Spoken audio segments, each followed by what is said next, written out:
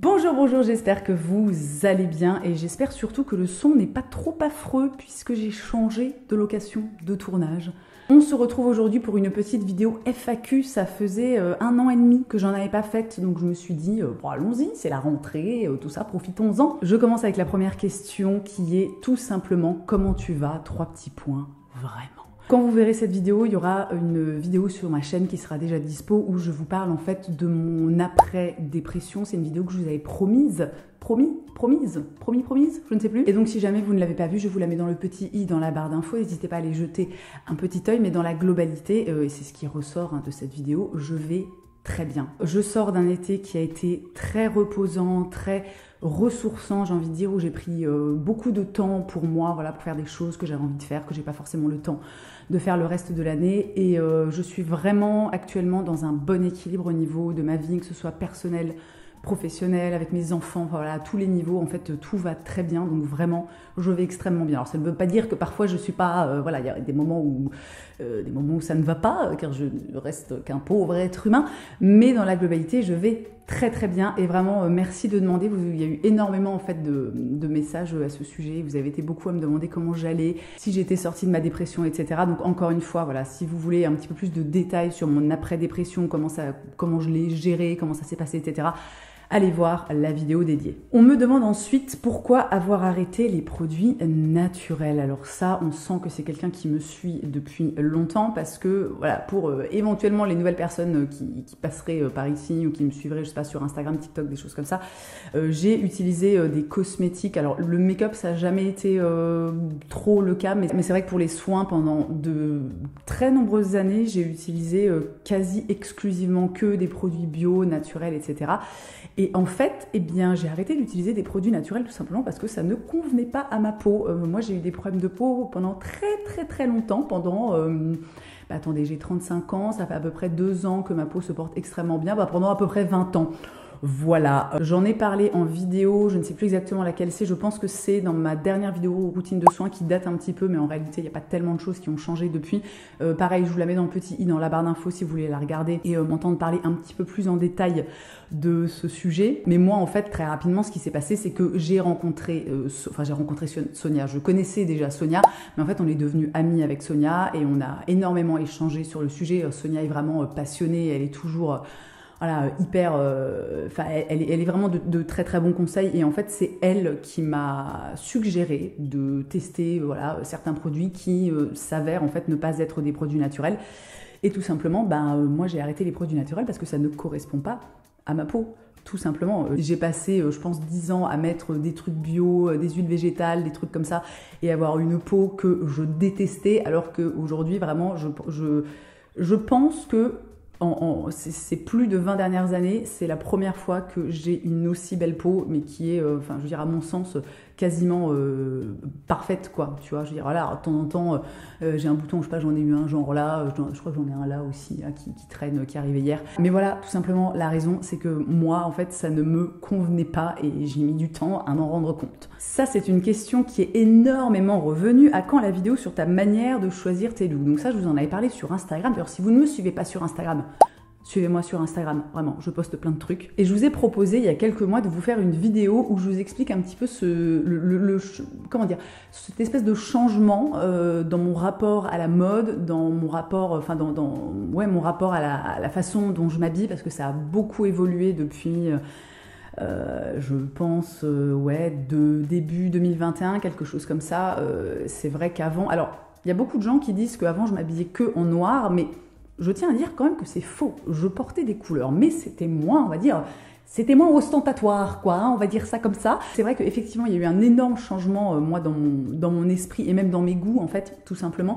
Et c'est promis, je vais vous faire une vidéo là-dessus. Après, en fait, j'essaie juste de réfléchir et de trouver le meilleur moyen de faire ça. Parce que c'est pas un sujet que je trouve super facile à aborder. Enfin, c'est juste, en fait, dans la manière de faire. Je suis un peu genre, comment je m'y prends, qu'est-ce que j'aborde, tu vois. D'ailleurs, si vous avez des pistes, si vous avez des questions à ce sujet, n'hésitez pas à laisser ça dans les commentaires, j'en prendrai bonne note. Question suivante, le pays que tu rêverais de visiter et pourquoi? Et alors là, sans l'ombre d'un doute, sans une once d'hésitation, La Corée du Sud. La Corée du Sud, tout simplement parce que c'est une culture voilà, à laquelle je m'intéresse et que je commence à connaître maintenant depuis quelques années. Surtout, en fait, ma fille a passé un mois en Corée cet été. Elle est partie avec ma maman. Voilà, elles sont parties toutes les deux. Et vraiment, mais ça m'a fait tellement rêver. Voilà, c'est-à-dire que c'est mon prochain goal, c'est de faire pareil, tu vois, c'est d'aller passer un mois en Corée parce que voilà, je suis extrêmement attirée par ce pays, par sa culture, par la bouffe, par la musique, enfin vraiment absolument tout, quoi.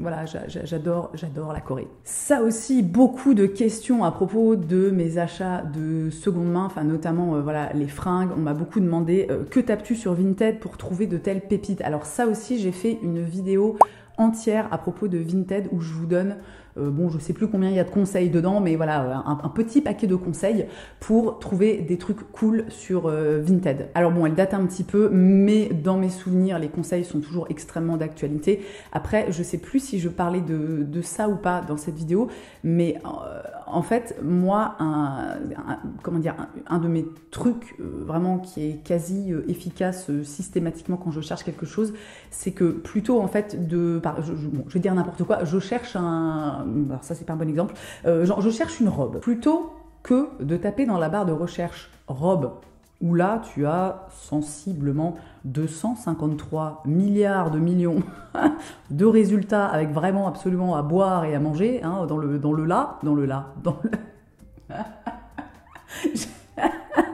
j'ai fait un mix entre dans le lot et dans le tas. Voilà, bah ça donne dans le là. Donc bref, plutôt que de faire des recherches comme ça où vraiment tu te retrouves face à un océan de possibilités, moi j'ai plutôt tendance à me concentrer sur les marques.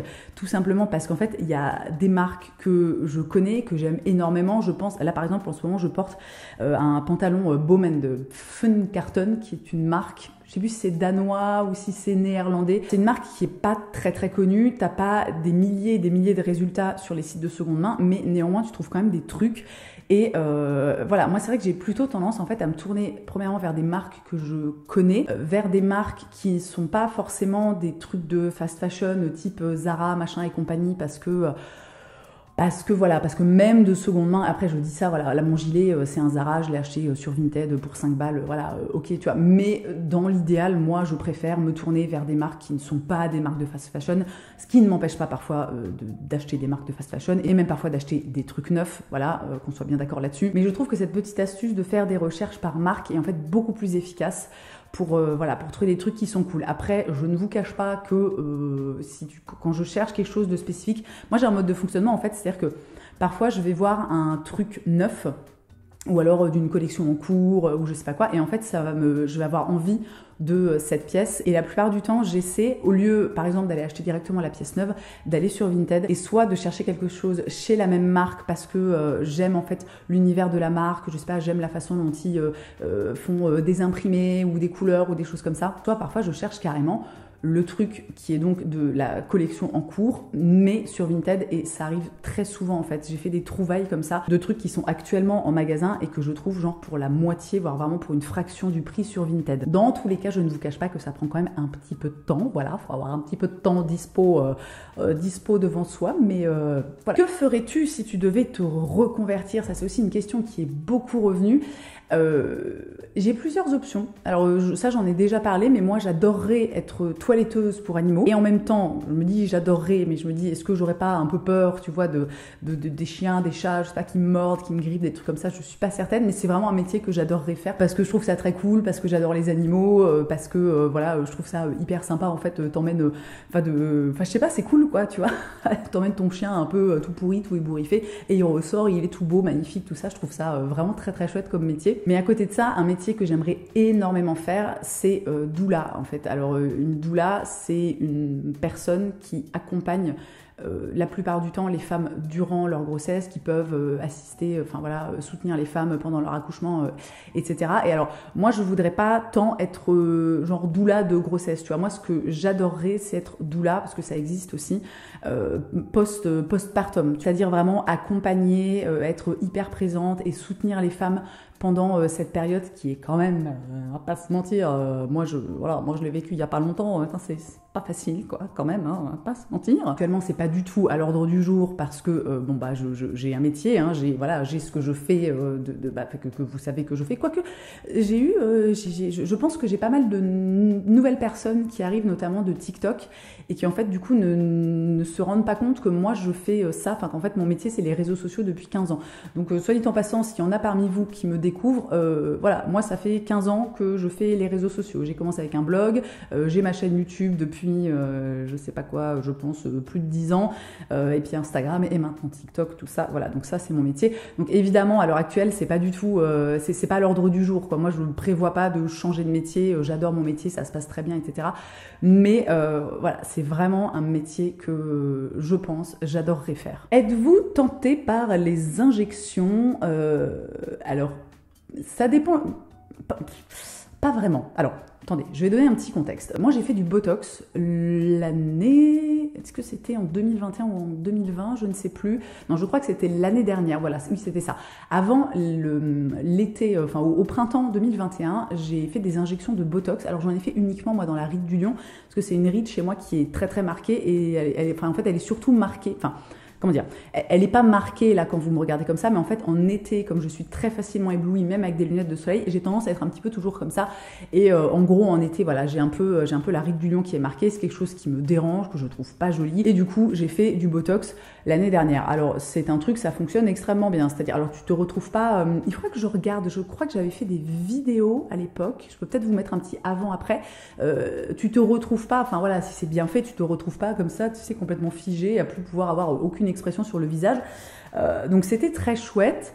Néanmoins, ça s'estompe, enfin les effets du Botox s'estompent extrêmement rapidement. C'est-à-dire que moi je pense qu'au bout de 3 mois, il n'y avait plus rien, parce que le Botox c'est vraiment un truc en fait qui est totalement résorbable. C'est-à-dire qu'au bout d'un certain temps, tu n'as plus aucune trace de Botox dans les tissus. Donc au bout de 3 mois, absolument plus rien. Et il faut savoir quand même qu'une seringue, voilà, pour faire du Botox, c'est 300 €. Donc bon, j'ai testé, alors j'ai été convaincue, mais après, franchement, je veux dire, moi j'ai pas envie tous les 3 mois, tu vois, d'aller claquer 300 balles enfin voilà. Donc j'essaie en ce moment pour ma ride du lion qui m'embête un petit peu, enfin pour pas qu'elle soit... Enfin, tu vois, pour un petit peu ralentir finalement l'installation, hein, j'ai envie de dire, de la ride du lion, j'essaie de faire un petit peu de yoga du visage, parce qu'apparemment, enfin, je sais que ça fonctionne très bien, mais apparemment sur la ride du lion, ça fonctionne assez bien. Mais franchement, ouais, non, le Botox, voilà, j'ai testé, mais j'ai pas, je pense que je referai pas. Par contre, pour ce qui est genre des injections d'acide hyaluronique, mais alors ça, je n'en ferai jamais de ma vie. Et vraiment, si c'est quelque chose qui vous tente, moi, je vous invite à vous renseigner sérieusement sur la question. Alors, ça m'a jamais vraiment tenté de faire des injections d'acide hyaluronique. Je m'étais déjà dit, ah, peut-être dans la bouche, tu vois, genre pour essayer un tout petit peu, peut-être que ça peut être sympa, voilà. Mais j'ai jamais passé le pas, parce qu'en plus, apparemment, ça fait assez mal et tout. Le Botox, franchement, moi, ça ne m'a absolument pas fait mal. Enfin, tu sens le petit pic, en fait, de l'aiguille. Ça prend 2 secondes. Voilà, moi, c'est pas du tout quelque chose que j'ai, enfin, qui m'a fait souffrir. Mais je crois que les injections d'acide hyaluronique, c'est un peu plus hardcore, mais surtout il faut savoir que contrairement à l'idée un petit peu reçue, l'acide hyaluronique c'est pas quelque chose qui va entièrement se résorber et entièrement disparaître, tu vois, au bout d'un moment. C'est-à-dire que tu peux te retrouver avec des espèces de résidus. Enfin, en gros, si vous voulez, je suis pas experte hein, sur le sujet, mais en gros, si vous voulez l'acide hyaluronique, il faut quand même faire hyper gaffe parce que ça peut très mal tourner. Ça ne veut pas dire qu'il faut absolument pas en faire, c'est quelque chose qui vous tente. Moi, je pense juste qu'il faut très bien se renseigner, qu'il faut aussi se tourner vers un médecin qui est très professionnel, qui sait, voilà, qui connaît bien le sujet, parce que je pense qu'il y a beaucoup de charlatans, entre guillemets, dans le milieu. Je pense juste que c'est quelque chose qu'il ne faut pas prendre à la légère, parce que ça peut un peu mal se passer, quoi. Hein. Mais moi, en l'occurrence, voilà, c'est pas du tout quelque chose... C'est vrai, en fait, moi, ça me fait peur. Les injections d'acide hyaluronique, donc je pense que clairement, je n'en ferai jamais. Où en es-tu dans l'arrêt du tabac? Eh bien, écoutez, je n'en suis absolument, mais nulle part. Voilà, je veux dire vraiment que ce soit dit, hein. Je continue à cloper comme un pompier, c'est l'enfer, enfin voilà, et honnêtement, j'ai pour le moment abandonné le projet, voilà, littéralement. Alors, j'ai toujours ma cigarette électronique. Moi, la dernière fois que j'ai arrêté de fumer, donc c'était avant de tomber enceinte de mon fils, donc il y a, mon fils a 3 ans et demi, 4 ans, c'était... Il y a un petit peu moins de 5 ans, on m'était acheté une cigarette électronique parce qu'à l'époque, en fait, on avait tous nos amis qui s'étaient mis à la cigarette électronique et je me suis dit, oh, bah tiens, je vais tester. Et en fait, j'avais arrêté vraiment hyper simplement et facilement et même in fine la cigarette électronique. C'est-à-dire que vraiment, voilà, de façon hyper fluide et tout en douceur, je me suis retrouvée non fumeuse. Et j'ai repris à la naissance de mon fils, hein, voilà, parce que ainsi va la vie, hein, malheureusement. Et c'est vrai que je pense que c'était en 2020, j'ai eu pour projet, j'ai eu envie d'arrêter. Alors sachant qu'en fait moi je suis pas du tout une fumeuse heureuse ou une fumeuse un petit peu revendicative comme ça. Moi c'est vraiment, ça me sursoule en fait de fumer. Je trouve ça nul, enfin j'enfonce des portes ouvertes, mais c'est hyper mauvais pour la santé, c'est mauvais pour la peau, ça pue, ça coûte cher, c'est dégueulasse, enfin vraiment c'est de la grosse merde. Si vous me regardez, je sais qu'il n'y a pas énormément de jeunes personnes, genre en dessous de 18 ans qui me regardent, mais vraiment si vous regardez cette vidéo, mais je vous en conjure, ne commencez pas à fumer, ne commencez pas à fumer en plus bêtement. Alors moi ça n'a pas été mon cas, moi j'ai commencé à fumer quand j'avais 19 ans. Et ça n'a pas été un truc de, comment dire, je fais comme les copines, machin, parce que c'est cool. Ça avait rien à voir avec ça, mais alors vraiment, je vous en conjure, si vous êtes adolescent ou si vous êtes jeune adulte, et qu'à un moment vous vous dites, ah tiens, mais je vais peut-être fumer, je sais pas, c'est un peu cool, c'est un peu je sais pas quoi, tu vois. Mais vraiment, non, mais n'y pensez même pas. Vraiment, la cigarette, c'est une des pires merdes qui existe sur cette planète, mais vraiment ça ne vaut pas le coup, ça ne vaut pas le coup COUP, ça ne vaut pas le coup COUT, ça ne vaut rien du tout, vraiment. J'arrêterai de fumer un jour, c'est sûr et certain, je ne me vois pas du tout et je n'ai pas envie en fait de fumer jusqu'à la fin de mes jours, mais clairement, même si voilà dans ma vie ça va très bien tout ça, clairement c'est pas le moment pour moi, je pense. Mini bilan rapide de la trétinoïne depuis ta dernière vidéo sur le sujet. Alors écoutez, bilan rapide, ça fait 1 an que j'ai commencé la trétinoïne. Si vous ne savez pas ce que c'est la trétinoïne, je vous renvoie à ma dernière vidéo skincare. Voilà, pareil, je crois que je vous en ai déjà parlé, je crois au début de la vidéo. Donc bon, elle est dans la barre d'infos. Allez regarder cette vidéo où je parle un petit peu plus en détail de la trétinoïne et qu'est-ce que c'est, machin, et pourquoi j'en utilise et quels sont les effets. Moi, la trétinoïne, mais alors ma vie, vraiment. Encore une fois, je l'ai dit avant, ma peau n'a jamais été aussi belle. Voilà, je suis vraiment ravie. C'est ce truc qui coûte, je sais pas moi, 5 euros, 7 euros ou alors 10 euros maximum. Sachant que moi, mon premier tube m'a duré 1 an. Là maintenant, je commence, comme ça fait 1 an, je commence à en mettre un petit peu plus niveau quantité. J'y vais toujours voilà, très doucement, mais vraiment la trétinoïne, mais incroyable. Moi j'ai envie que tout le monde parle de ce truc, en fait, que ça se démocratise, parce qu'en fait ça peut sembler hyper futile comme ça de dire une belle peau, hein. Je suis désolée en fait, parce que quand tu n'as pas une belle peau, quand tu as des les pores surdilatés, des points noirs, de l'acné, enfin je veux dire, ça entame quand même sérieusement ta confiance en toi, quoi, tu vois, c'est quand même pas facile à vivre. Alors moi, encore une fois,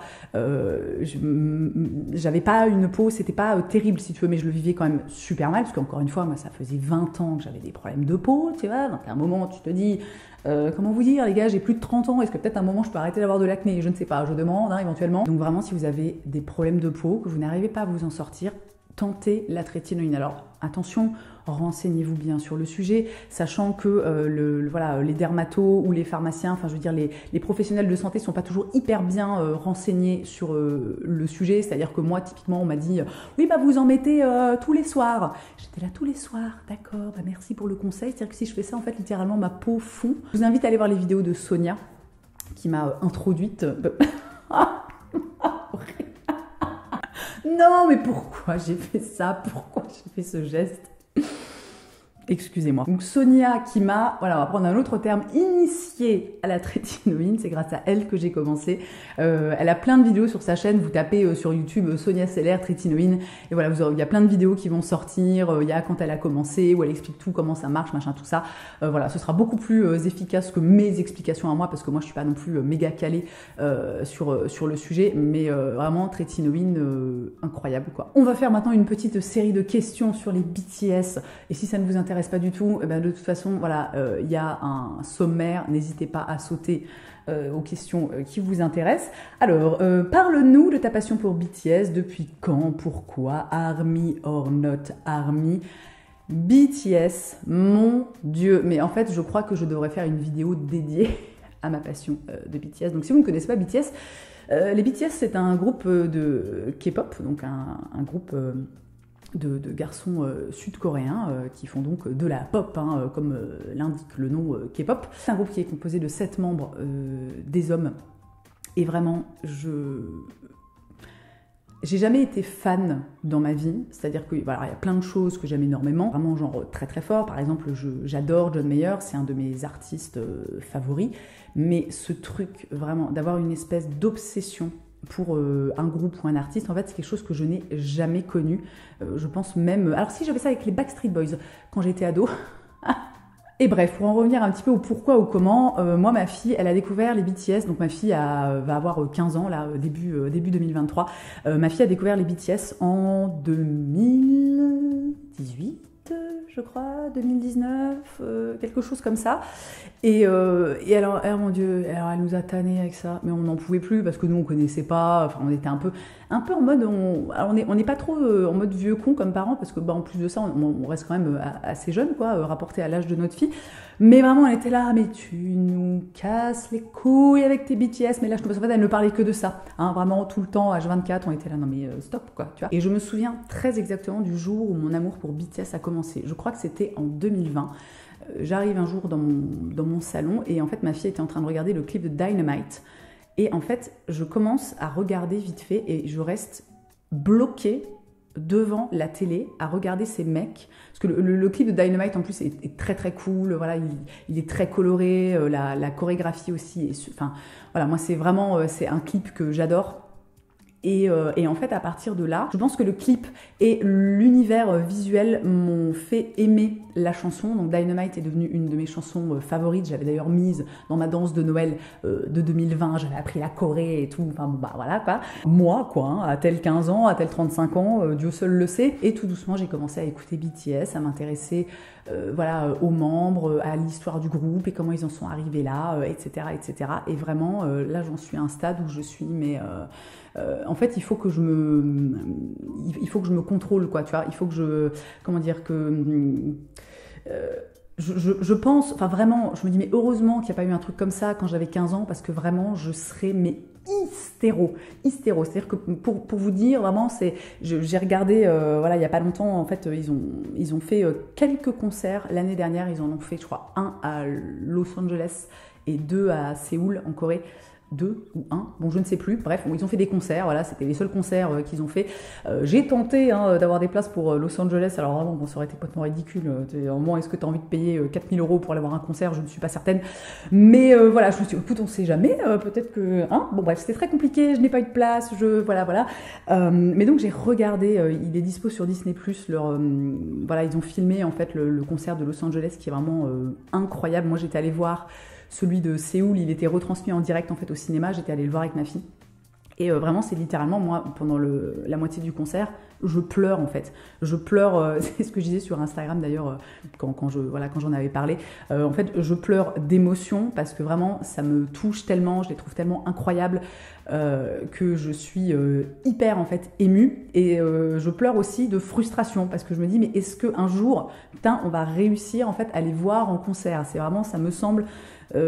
très compliqué, voilà, bon déjà parce que là ils sont en mode on prend un peu, c'est pas une année sabbatique, tu vois, mais bref, tout ça pour dire que je suis définitivement une ARMY. Si vous ne savez pas ce qu'est une ARMY, alors oui, parce qu'il faut savoir que moi heureusement que j'ai ma fille de 15 ans, tu vois, qui me donne des tuyaux, parce que sinon je serais complètement paumée, hein. Les ARMY, en fait, c'est tout simplement la communauté de fans de BTS, qui est vraiment une communauté absolument, mais incroyable. Vraiment. Et donc je suis définitivement une ARMY, j'hésite à me le faire tatouer sur le front. Encore une petite question sur BTS. Quel est ton préféré parmi les BTS? Alors moi, définitivement, je suis obsédée par Namjoon. Voilà, Kim Namjoon, qui est le leader de BTS, qui est un homme incroyable. Je l'adore en fait, au-delà vraiment de ses performances dans le groupe, enfin j'adore sa voix, j'adore son univers, son compte Instagram est vraiment génial parce qu'en fait il est passionné d'art et il va avoir beaucoup d'expos, il poste beaucoup de photos, donc vraiment enfin c'est hyper inspirant ce mec. Je vous invite à aller regarder le discours qu'ils ont fait, mais c'est lui en fait, Namjoon c'est le seul de BTS qui parle, enfin vraiment qui est fluent, tu vois, qui est bilingue en fait, qui parle très bien anglais. Pour les autres j'ai l'impression que ça va de mieux en mieux, mais c'est pas encore ça.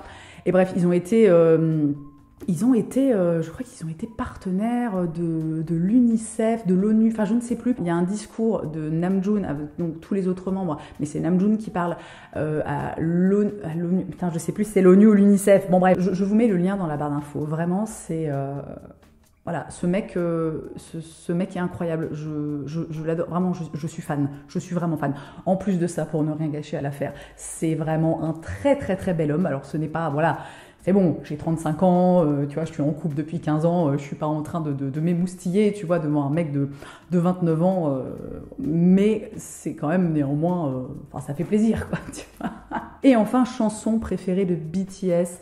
Alors, ça a été Dynamite pendant très longtemps, mais là, voilà, c'est vrai que à partir de Dynamite, j'ai quand même appris à connaître un petit peu plus, même les albums un peu plus anciens, etc. J'ai vraiment un immense amour pour la chanson qui s'appelle Stay Gold, qui est en fait une chanson sur un album en japonais. Quel est l'album? Je sais plus, c'est Love Yourself ou...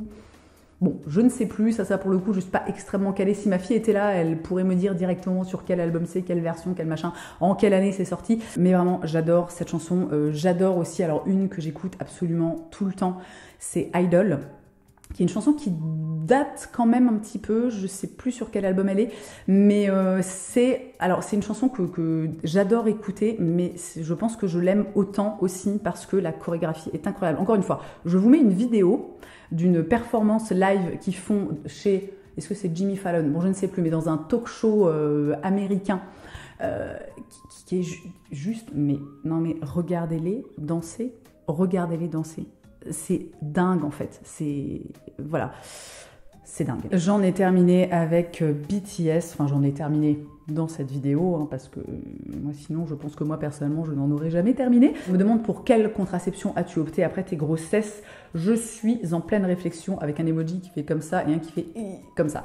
Voilà, donc on sent alors la contraception, gros sujet, un gros sujet pour les femmes, puisque bien sûr, voilà, ça... une histoire de femme, hein, voilà pourquoi.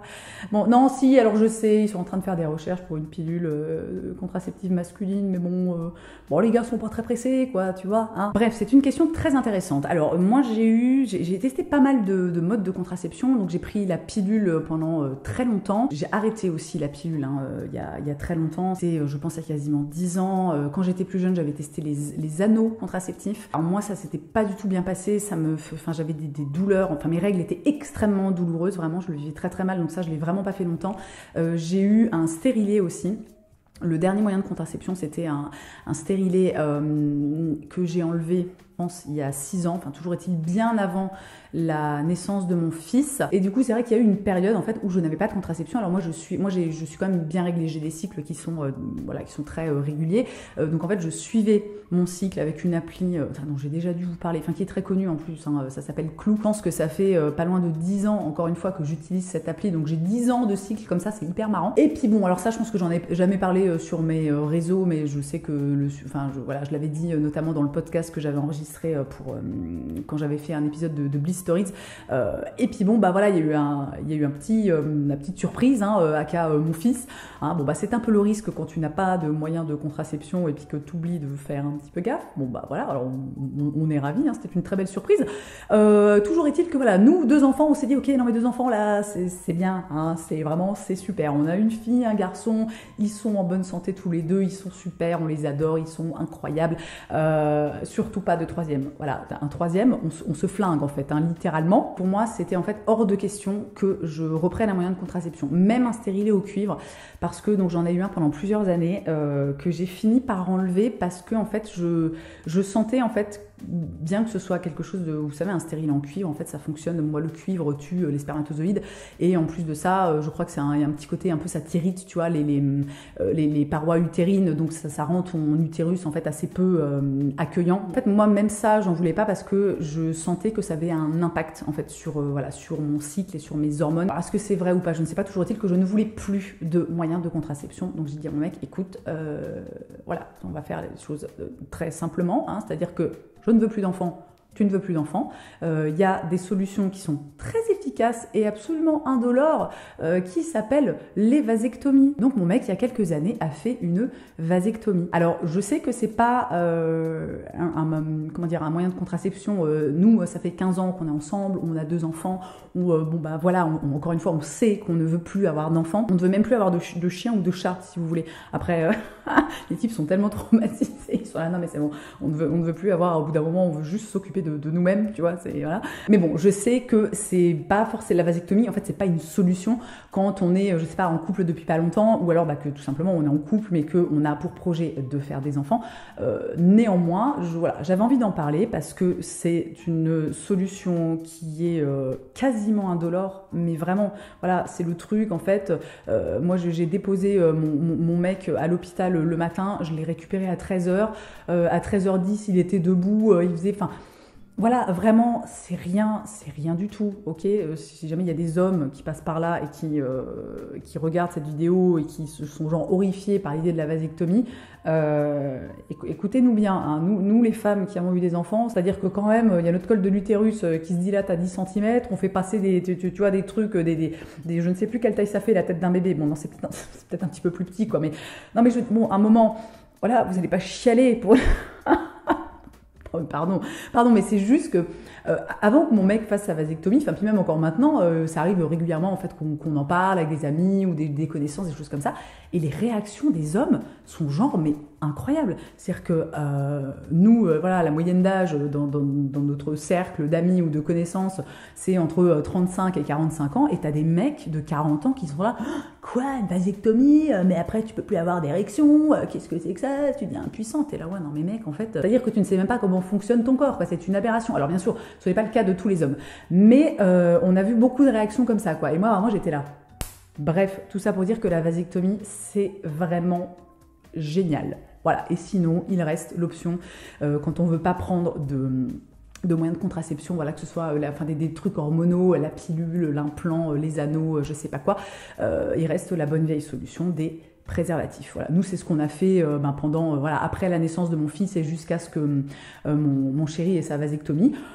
Écoutez, bon bah c'est pas, on a vu mieux, mais c'est un moyen de contraception efficace et qui n'est pas invasif. Tu vois, je veux dire, pour les femmes, quoi. Je veux dire, qui te déglingue pas la santé, ou les hormones, ou le moral, ou des trucs comme ça. Tu as toujours ta moto? Absolument, j'ai toujours ma moto, mais est-ce que pour autant je la roule? Absolument pas. Voilà, alors la moto c'est compliqué, hein. Depuis la naissance de mon fils, j'ai roulé une fois, et vraiment une fois, mais genre 10 minutes. Tu vois, pour aller de chez moi à un bar, tu vois, au centre-ville, là où on habite. Sinon, en fait, je suis devenue en fait incapable de monter sur cette moto pour la simple et bonne raison que j'ai peur. Voilà. Alors, j'avais fait une vidéo sur le permis moto. Si ça vous intéresse, pareil, je vous mets ça petit. Je sais pas si j'aurai encore de la place, mais barre d'infos. Allez la voir, parce que j'explique tout, voilà, le permis auto, le déroulement, comment ça s'est passé pour moi, comment je l'ai appréhendé, comment je l'ai vécu, etc. Les personnes qui ont vu cette vidéo se souviennent sûrement que moi, déjà de base, en fait, moi j'ai passé mon permis moto parce que j'avais extrêmement envie de faire de la moto, mais néanmoins, moi j'ai toujours eu peur, en fait, en moto. C'est pas un truc... Il faut savoir, moi, je pense que c'est quelque chose que je disais aussi dans cette vidéo, moi parfois j'ai peur quand je suis dans un train, tu vois. Je me dis, j'ai des espèces d'angoisses comme ça qui surgissent. Autant vous dire, sur une moto, tu vois, où t'as même pas un vieux... je sais pas moi, une vieille carrosserie, un truc un peu pour te protéger, tu vois. C'est très très compliqué pour moi parce que j'ai beau être sûre de moi. En fait, si vous voulez, moi, quand je suis sur ma moto, je me fais confiance. En fait, je ne doute pas de moi-même. Je sais que je ne vais pas avoir d'accident.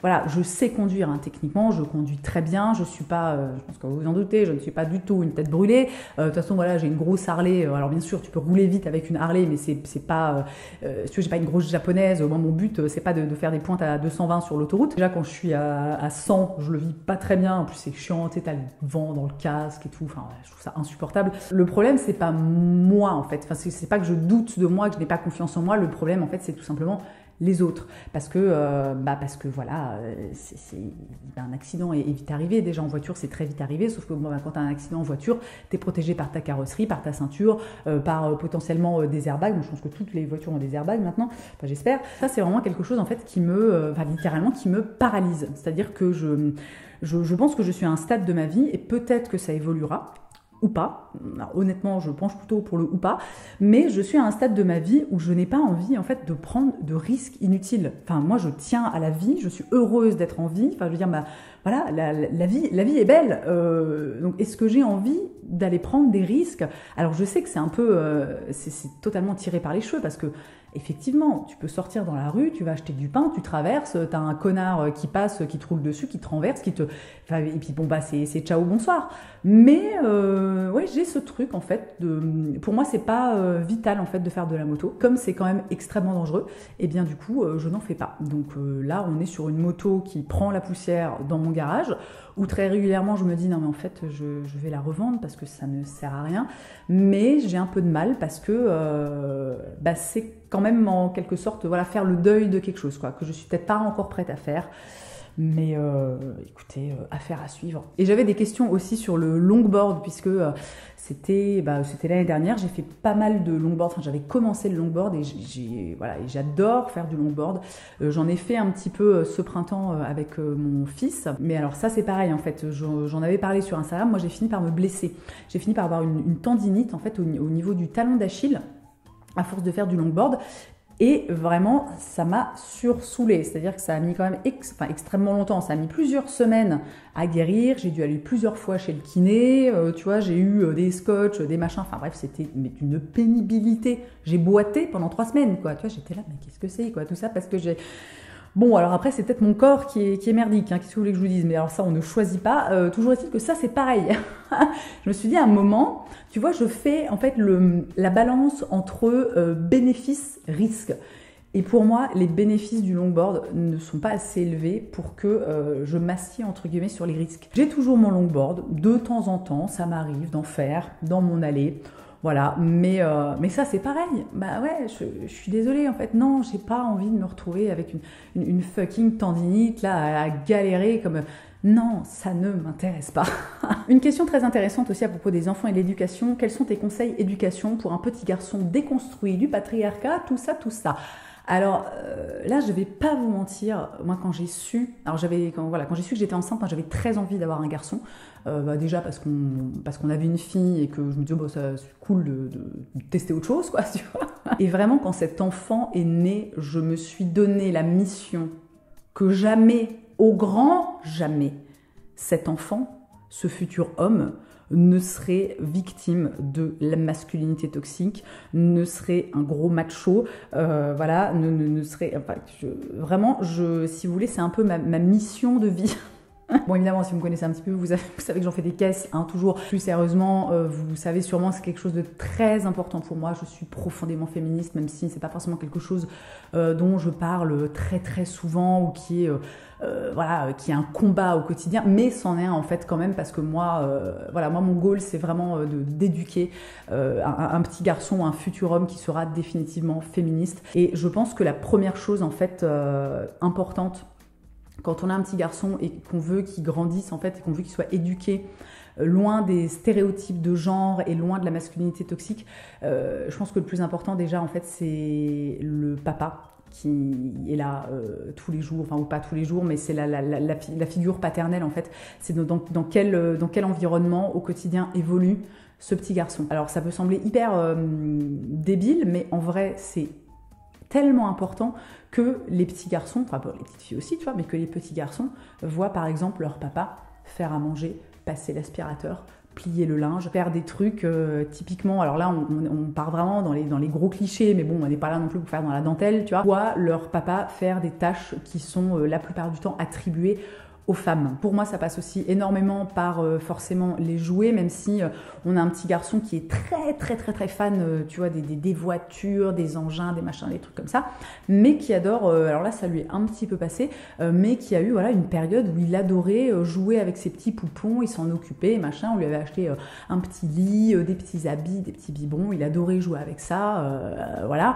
Ça passe aussi évidemment par les lectures, typiquement, alors attendez, à quoi je pense là comme bouquin un petit peu, il y en a un qu'il aime beaucoup, alors je trouve qu'en soi le fond du livre est cool, mais la façon dont c'est écrit, etc., je suis pas méga fan, mais mon fils adore ce livre, il s'appelle Le petit garçon qui aimait le rose, et donc bon, bah, tout est dans le titre, hein, c'est l'histoire d'un petit garçon qui aimait le rose, et puis bah, forcément il arrive à l'école avec son cartable rose, et puis il y a les autres qui se moquent de lui, nanana. Ça passe aussi en fait je pense par la vie du quotidien, par la communication aussi, et comment on appréhende certaines situations. Nous, par exemple, notre fils, il a les cheveux longs, donc je vous laisse imaginer que systématiquement, les gens pensent que c'est une fille. Mais toujours, vraiment, à 100% des cas, ils sont là, oh la jolie petite fille, machin. Alors, je vous raconte pas qu'en plus il a une poupée dans les bras, ou alors qu'il a un t-shirt rose parce que le rose est sa couleur préférée. Et j'ai pas, enfin ça je veux dire c'est un truc en fait j'ai pas forcé, tu vois, pour que le rose soit sa couleur préférée. C'est juste que comme nous on n'est pas du tout dans ce délire de stéréotype de genre, bah il a eu des vêtements roses, ou comme des vêtements bleus, comme des vêtements verts. Enfin il a eu des vêtements de toutes les couleurs possibles et imaginables. Et c'est pareil au niveau des jouets, il a eu des jouets roses, des machins. Genre en ce moment son jouet préféré, c'est un truc Super Wings, et c'est, je vous insère une image, c'est cet hélicoptère qui est rose, tu vois. Voilà, et pour lui c'est tout à fait normal en fait d'aimer le rose. Mais bref, je pense que ça passe aussi énormément par les messages qu'on transmet à nos enfants et comment en fait on gère les situations. Parce que moi je sais qu'il y a eu quelques fois où mon fils me disait, où ça le fâchait en fait que les gens le prennent pour une fille. Alors moi je lui disais que en soi c'était pas très grave que les gens le prennent pour une fille, parce que déjà être une fille c'est pas grave, c'est pas une insulte. Je peux comprendre effectivement que ça le dérange. C'est vrai que moi, nous, la plupart du temps, quand les gens disent la petite fille, on dit non, mais c'est un petit garçon. Voilà. Et puis les gens sont là, ah bon, voilà, bon, ok. Mais voilà, je lui explique déjà, je lui explique que être une fille, c'est pas nul. Donc si on te prend pour une fille, si tu veux, c'est pas la fin du monde. Juste, voilà, papa ou maman dit, bah non, c'est pas une fille, c'est un petit garçon. Mais il faut pas, en gros, je dis, il faut pas que tu le vives mal, parce que c'est encore une fois, c'est pas une insulte d'être une fille, ok? Bref, je pense que ça passe par plein de petites choses comme ça, et que c'est vraiment, c'est un tout en fait, et qu'il n'y a pas forcément des outils. Alors bien sûr, il y a les livres, les dessins animés, voilà, nous par exemple, notre fils, alors il adore tous les trucs genre Robocar Poly, les Transformers et compagnie, mais son Disney préféré, c'est la Reine des Neiges. Bon, voilà, et je pense que ce qui est très important, en fait, pour pas rendre la masculinité toxique dès l'enfance, c'est en fait d'accepter tout ça. Voilà, c'est juste dire, tu aimes la Reine des Neiges? Ben c'est très bien, super. Tu as envie de mettre un pull rose? Eh ben c'est parfait, mets un pull rose et juste dire, tu vois, que en fait il n'y a pas de... Voilà, quoi, tu vois, je veux dire, et juste en fait normaliser tous ces trucs qui sont pas forcément le cas, tu vois, je pense peut-être dans la vie de tous les jours. Je sais pas si ça aurait pu aider, mais c'est un peu notre positionnement. Et dernière question à laquelle je vais répondre, j'ai l'impression que tu es tout le temps speed, tu respires quand? On s'inquiète, nous, avec un petit emoji qui fait un bisou. Merci pour le bisou. Alors cette question, je l'ai trouvée très marrante parce que j'ai pas vraiment l'impression que c'est ce que je renvoie sur les réseaux sociaux. Alors bien sûr, enfin... Évidemment, je pense qu'évidemment il y a un côté speed sur les réseaux sociaux parce que en fait c'est mon métier, bon, et en plus j'adore ça, donc c'est vrai que je fais beaucoup de contenu, tu vois, et je suis quand même dans la globalité quelqu'un je suis énergique, je suis enthousiaste, tout ça, donc je pense que ça transparaît beaucoup au travers de ce que je fais, mais j'ai trouvé ça hyper marrant le côté oh là là, mais quand est-ce que tu respires, enfin tu sais, limite inquiet, genre ouah, tu sais, tu vas un peu trop, alors que vraiment, alors je suis pas partisane, partisane, je ne sais pas. Je suis pas du genre partisanante du moindre effort, mais j'ai quand même, voilà, ça c'est un truc que j'ai intégré aussi, et j'en parle notamment dans la vidéo où je vous raconte un petit peu comment ça se passe pour moi, l'après-dépression, etc. Moi j'ai vraiment appris à lever le pied, mais un truc de fou, à lever le pied, à déléguer des tâches, que ce soit dans mon boulot comme dans ma vie personnelle. Je suis, non mais à un moment, juste, je me la coule douce. quand même, dans la globalité. Je me couche très tôt, je dors bien, tu vois, j'ai quand même beaucoup de temps pour moi, tu vois, où je fais absolument qu'est-ce que j'ai envie, regarder des séries Netflix, lire un bouquin, enfin faire je sais pas quoi, tu vois. Donc non, je suis absolument pas tout le temps speed. J'ai trouvé cette question vraiment très marrante, enfin très, pas marrante, mais ça m'a interloqué en fait, que quelqu'un ait cette image de moi en mode, ouah, je m'arrête jamais, tu vois.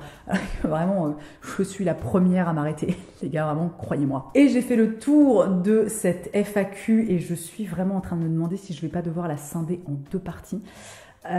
Dans tous les cas, j'espère que cette vidéo aura été intéressante pour vous. J'adore les FAQ, alors pas particulièrement parce que ça me concerne et qu'on me pose des questions à mon propos, mais je trouve en fait que ça ouvre toujours plein de sujets qui sont hyper intéressants et que voilà, dans lesquels je rentre peut-être pas trop en détail le reste du temps, enfin je sais pas, dans d'autres vidéos ou sur les réseaux sociaux. Et vraiment, j'adore faire ces vidéos et vous avez toujours des questions qui sont hyper pertinentes. C'est un vrai bonheur, merci. Donc si cette vidéo vous a plu, n'oubliez pas de laisser un petit pouce en l'air. Et dans tous les cas, merci d'avoir passé ce petit moment avec moi. Je vous souhaite une très belle journée. Je vous embrasse et je vous dis à la prochaine.